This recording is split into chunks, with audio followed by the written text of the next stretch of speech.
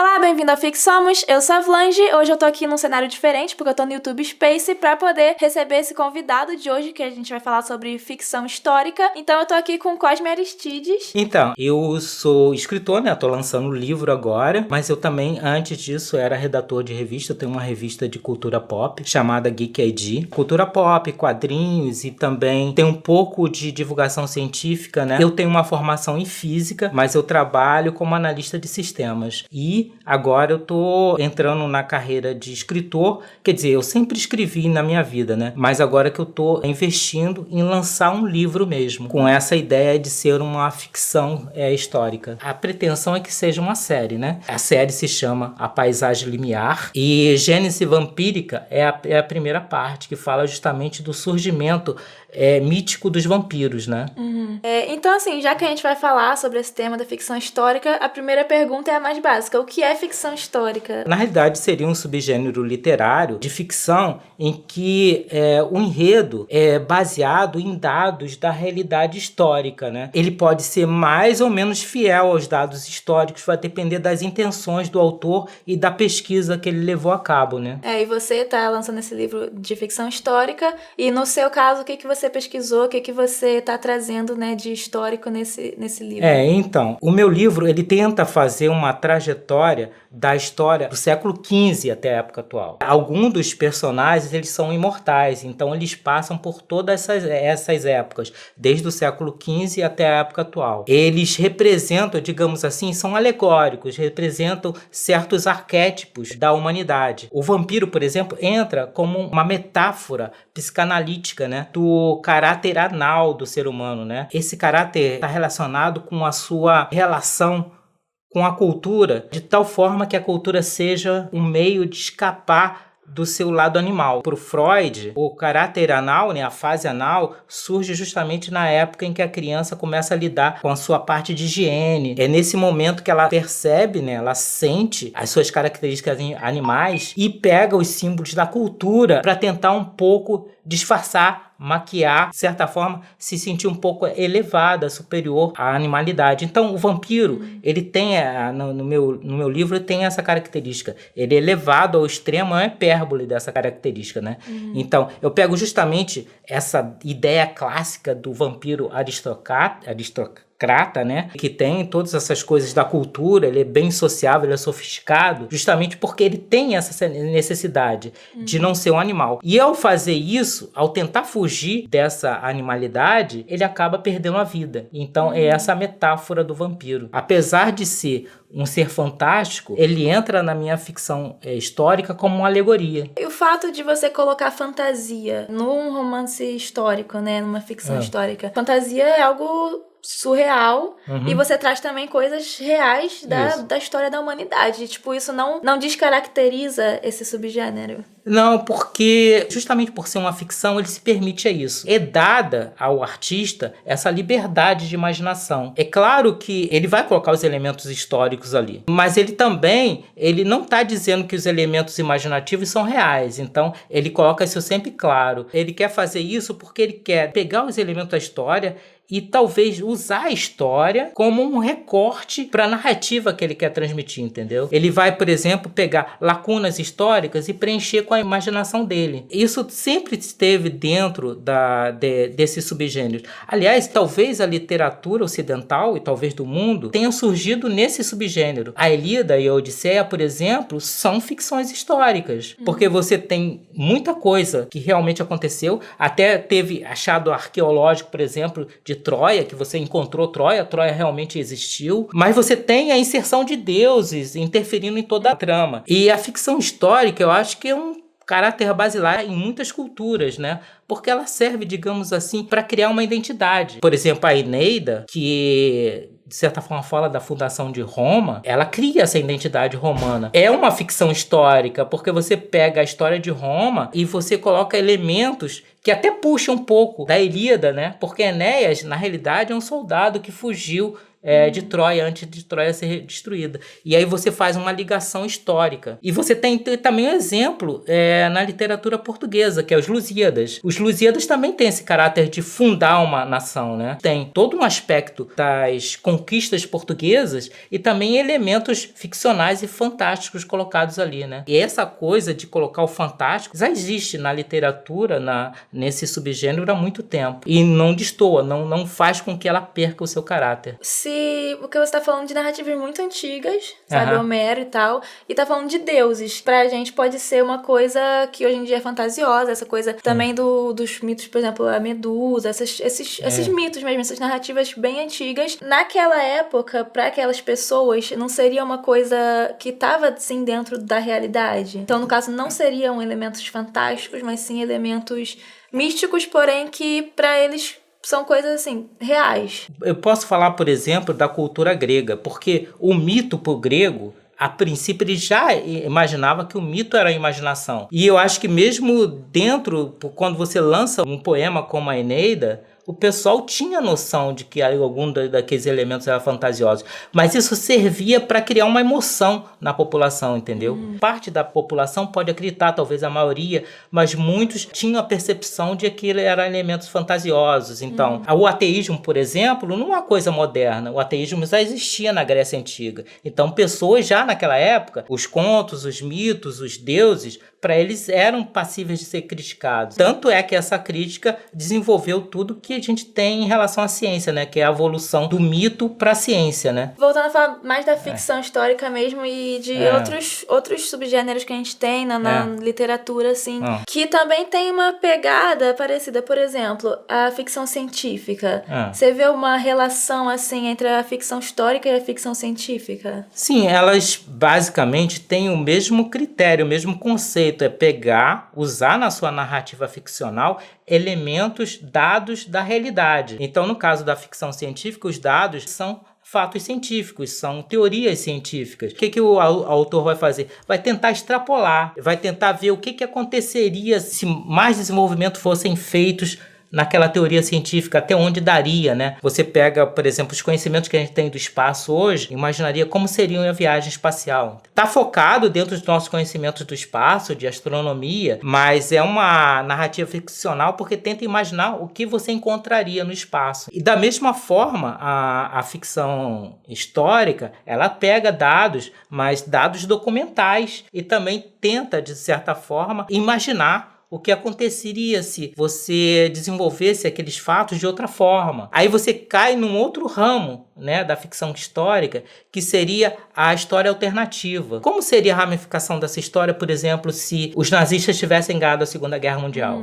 Então, essa é uma ideia. E não é digamos assim, um esforço inútil de imaginação, porque através disso você pode desenvolver digamos, um ensaio político, um ensaio filosófico em relação a isso. Então, nem sempre o que você está interessado é saber exatamente o que aconteceu, mas é o conceito que você quer desenvolver ali, a teoria filosófica que você quer desenvolver ali. Então, a ficção histórica, você usa dados documentais, você usa coisas que realmente aconteceram, que estão na nossa história, mas até que ponto o autor pode fazer isso? Até que ponto você pode usar pessoas, no caso de uma história recente, por exemplo, aqui no Brasil, a gente teve a ditadura, a gente tem ficção baseada na ditadura, mas muitas pessoas da ditadura estão vivas até hoje, ou então se você pode pegar uma história mais recente ainda, né, pessoas que estão vivas ou que os familiares estão vivos hoje, e até que ponto você pode pegar isso e transformar em ficção, imaginar em cima disso, tem um limite? Você pode inserir elementos ficcionais. O caráter de ficção histórica não se perde aí, mesmo que os fatos tenham sido muito recentes. É claro que você tem que tomar muito cuidado, porque se a pessoa estiver viva, ela pode reclamar, porque ela pode achar que aqueles elementos ficcionais que você colocou ali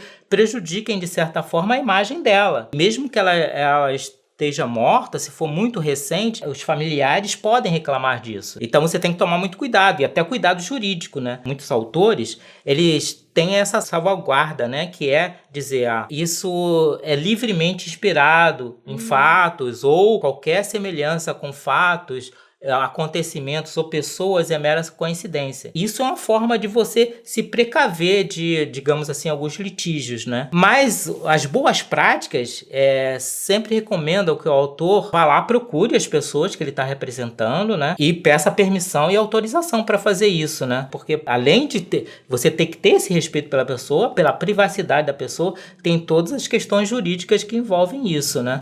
Alguns autores simplesmente não têm esse cuidado e geram muitas polêmicas. Um exemplo que eu gostaria de dar é o filme novo do Tarantino, Era Uma Vez em Hollywood, porque tem vários personagens ali que realmente existiram. Um deles é o Bruce Lee, né? O Bruce Lee era um lutador na época, então ele coloca o Bruce Lee para lutar com um personagem ficcional dele, que é um dublê, e faz com que o Bruce Lee perca. A filha do Bruce Lee e alguns fãs dele, né, reclamaram, tiveram reações negativas, pô.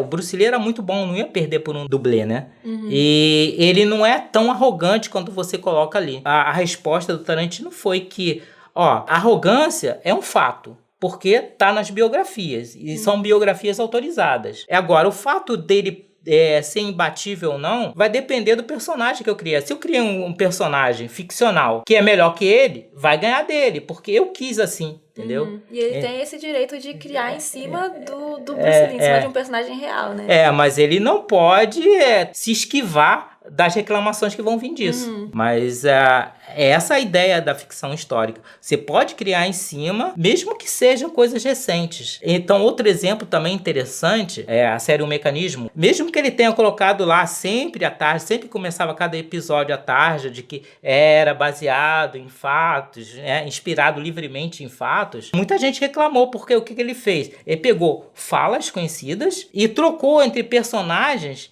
que, apesar de não estar com o mesmo nome real de políticos, eram facilmente identificáveis. Então, essa polêmica sempre existe. Mas, apesar da polêmica, o caráter histórico ainda permanece nessas narrativas, né? Sempre que você tiver algum elemento, mesmo que seja mínimo, da realidade histórica, é uma ficção histórica, porque tem esses elementos, né? Aí pensando nessa questão, assim como a historiografia, né, o estudo da história mesmo, quem vai escrever livros de história, adota um ponto de vista para contar o que aconteceu. E na ficção histórica é a mesma coisa, né? Então, por exemplo, o mecanismo, ele tá partindo de um ponto de vista do autor.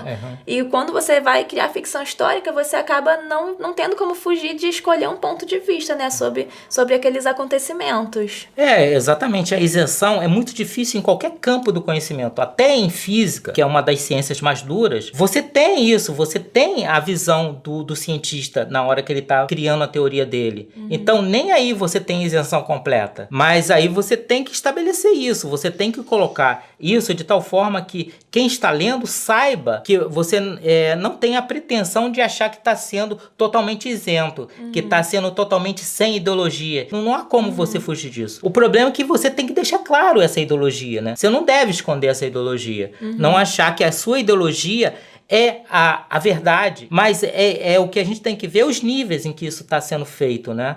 Então, em que nível você pode influenciar uma população a acreditar naquilo que na realidade é ficcional? E isso é bem fácil. Se um autor bem talentoso conseguir fazer a mistura perfeita entre fatos ficcionais e fatos reais, às vezes fica difícil você saber o que é ou não é na narrativa. Eu posso colocar como exemplo o caso que aconteceu comigo. Porque um dos capítulos do meu livro, eu coloquei na internet como um conto, né? Aconteceu que uma revista pegou esse conto até sem colocar meu nome nem nada e colocou como se fosse um fato realmente histórico. Tudo bem, era uma revista que falava sobre vampirismo, mas aí estava falando vampirismo no contexto histórico. Dentro desse conto, eu criei alguns documentos que não existem, né? Então, eles colocaram como se fossem documentos realmente encontrados. Então, esse é muito cuidado que você tem que ter. Porque o autor de ficção histórica pode criar o que ele quiser dentro e dizer que é verdade dentro da trama, entendeu? Mas quando ele se arroga a dizer que aqueles documentos existem fora da trama, ele pode cair em erro. O Código da Vinci, ele tem, é ficcional, lógico, você tem toda uma história em que ele introduz personagens que não existem dentro da história, mas ele, fora da trama, ele diz que alguns documentos são reais, são verdadeiros, né? E esses documentos, você vai ver, são fraudulentos. Então, o fato dele fora, como autor mesmo, afirmar que aquilo é verdadeiro, realmente é um erro dele. Então, no caso dele,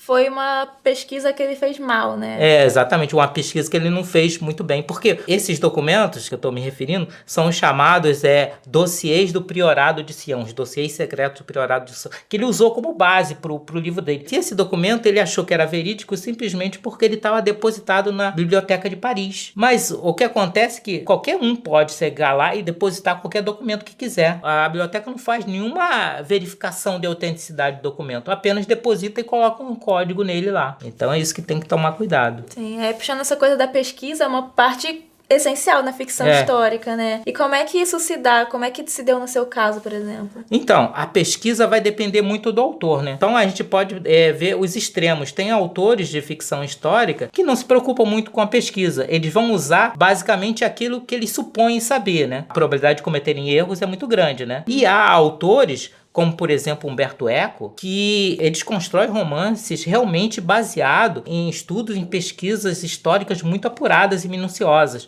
É o caso do Nome da Rosa, porque o próprio Umberto Eco era um medievalista, né? É um pesquisador dessa área. Então, você pode confiar muito nos dados deles, é muito preciso, né?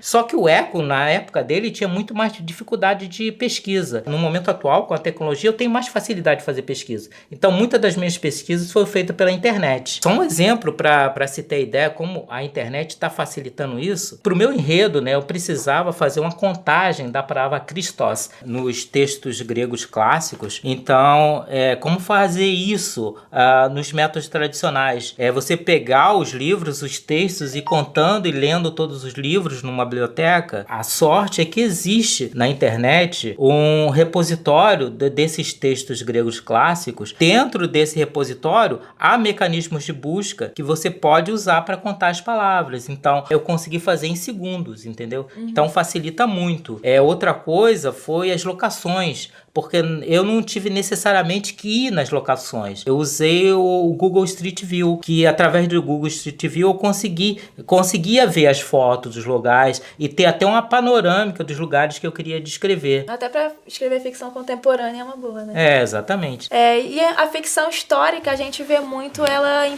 prêmios literários, por exemplo, no Prêmio Jabuti, em outros prêmios também. É um gênero que é muito associado à alta literatura. Você vê a ficção histórica mais nesse lado, ou você também vê muito isso associado à literatura dita comercial, né? Ou não existe tanto uma diferença, né? Então, realmente eu posso dar o exemplo O Tempo e o Vento, do Érico Veríssimo. Além de ser premiado, ele influenciou muito, né? Outro também que muita gente acha que até é jornalismo, mas é ficção histórica, que se você analisar bem, que é Os Sertões, do Euclides da Cunha. Então você tem realmente uma tradição no Brasil de romances históricos. Mas eu acho que não é só, a ficção histórica não está só restrita a essa área chamada de alta literatura. Aliás, até é uma questão controversa o que você pode ou não chamar de autoliteratura, o que é erudito, o que é popular. A ficção histórica está presente, por exemplo, na literatura de cordel. Aliás, você pode ver que a maioria da literatura de cordel tem essa pegada, né? Porque fala muito do cangaço e é muito do que se ouviu, que acha que aconteceu, né? Você tem os folhetins, esses romances que eram publicados em forma de seriais, né? E que também tem essa pegada histórica. Você tem internacionalmente, principalmente nos Estados Unidos, as Pulp Fictions, né? Que também tem essa pegada e são populares. Os quadrinhos também têm ficção histórica, muita ficção histórica também. E você tem também esses escritores que até são meio desprestigiados dentro do meio erudito acadêmico, né? Porque vendem muito, né? Que também fazem ficção históricas e são famosos. Tem o Bernard Cornwell, né, que ele escreveu muito sobre os povos saxões, e tem o Christian Jacques, né, que é um escritor francês que escreveu muito sobre a história egípcia. Mas esses escritores, eles vendem muito, mas eles têm uma pegada histórica muito forte. Inclusive eu posso citar até a mais famosa, que o pessoal até não acha que seja ficção histórica, mas é Game of Thrones, porque o George R.R. Martin, Ele pegou elementos da história da Guerra dos 100 Anos e vários outros eventos da história da Inglaterra, né? E colocou nos livros dele. Inclusive, alguma das locações, dos elementos arquitetônicos, lembram arquiteturas reais. Por exemplo, a Grande Muralha, aquela que separa os selvagens e os Outwalkers de Westeros, né? Essa muralha é claramente baseada e inspirada na muralha de Adriano, né? Ela tinha a intenção de separar aqueles povos que eram chamados bárbaros, selvagens, mais ao norte da Inglaterra. Eu acho que até você tentar separar muito essa coisa do popular e do erudito, talvez tenha prejudicado muito, talvez mais os acadêmicos, sabe por quê? Porque o que acontece? Os acadêmicos se ausentaram de um campo de batalha, porque você deixou que outras pessoas tomassem conta, que chegassem até o público, né, e colocassem suas ideias, e os acadêmicos não foram lá para oferecer um contraditório, entendeu? Então, é realmente importante o acadêmico, o cientista, ele ter essa preocupação de levar o conhecimento que ele está produzindo ao público. Senão, você pega e você deixa esse campo de batalha, deixa a população nas mãos de pessoas que são realmente mistificadoras, porque elas estão levando a história dela, a narrativa delas, como se fossem verdade. Muita gente está reclamando do cenário político atual, e o cenário político atual, com todas essas coisas de fake news, pessoas aventando hipóteses de conspiração. Por quê? Porque esse campo de batalha foi deixado livre para essas pessoas tomarem conta. Isso influenciou até a política. Infelizmente, a gente está numa política agora que a educação, a ciência e tudo que está relacionado com desenvolvimento cultural, tecnológico, está sendo banido. Todas as questões de recurso estão sendo minimizadas para isso. Então, há um grande revanchismo dessas pessoas, né? Porque elas se sentiram menosprezadas pelos acadêmicos, pelos eruditos, pelos intelectuais, e agora estão criando quase que uma revanche. E ao colocar um deles no poder, eles estão colocando essa revanche em prática. Né? Então você acha que a literatura ela tem esse poder, ou poderia ter mais esse poder de divulgar conhecimentos, de trazer uma racionalização das coisas, de trazer isso? Sim, eu acho que a literatura sempre teve essa função. Mesmo que não seja considerada algo científico, é algo artístico. Ela serve para divulgar o que é científico também. Autores como o Júlio Verne e o H.G. Wells, eles escreviam ficção científica, né? Então muita gente acha que eles anteveram o futuro. Na realidade, eles só estavam escrevendo boas histórias, e essas histórias ativaram a imaginação de pessoas, de crianças que se tornaram depois cientistas e políticos e puderam concretizar, na realidade, aquelas ideias que ele estava propagando através dos romances deles. Então, eu acho que a literatura sempre teve esse poder e sempre vai ter. Então, é bom a gente não separar a questão do erudito, do popular. Eles têm que caminhar junto. É esse campo de batalha que a gente tem que retomar. A gente precisa, novamente, deixar de ter essa vergonha, que nem é uma vergonha, né, de você ser popular. O fato de ser popular não quer dizer que você seja ruim, seja alguma coisa de baixa categoria, de baixa qualidade. Popular é bom também, pode ser bom, e é bom principalmente porque atinge a população. Bom, então a gente vai ficar por aqui. Foi um papo muito bom. Obrigada por vir aqui. Então fala pro pessoal como é que eles podem te achar, falar com você, suas redes sociais, seu livro. Então, o meu livro está atualmente em campanha de financiamento coletivo no Catarse, e eu tenho uma página no Facebook. Eu vou botar os links todos na descrição do vídeo para vocês verem lá. Eu agradeço por ter esse espaço, você ter me dado esse espaço. Valeu. Beleza, show. E até a próxima.